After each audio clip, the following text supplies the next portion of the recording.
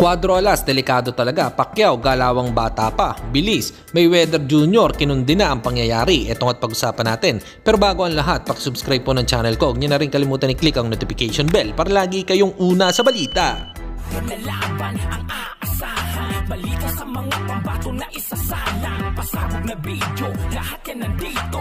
Nino Cruz TV ang iyong paborito. Pag-usapan nga po natin mga kaboxing, Floyd Mayweather Jr. kinundi na ang pag-atake ng Hamas sa Israel.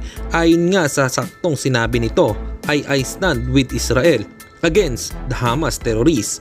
Hamas do not represent the people of the Palestine, but are the terrorist group that are attacking innocent lives. I stand for all humans and wish for the safe return of all Americans and Israelis and any human that were kidnapped as hostage during these horrific war crimes. This is not a time for politics. This is a time for safety first and foremost. God bless America, God bless Israel, God bless humankind. Sa mga sinabi nga dito ni Floyd Mayweather Jr. ay may point nga po siya. Samantalang pambansang kamao Manny Pacquiao, kahit na may edad na, ay kung gumalaw ay para pating bata.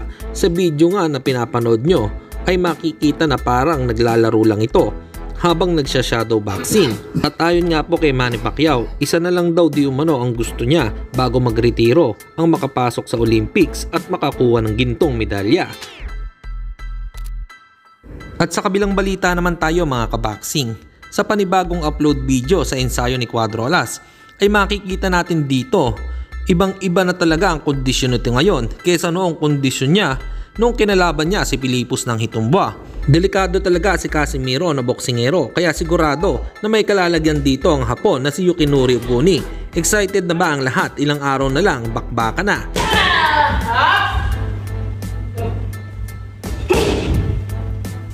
Okay. Teka, ito.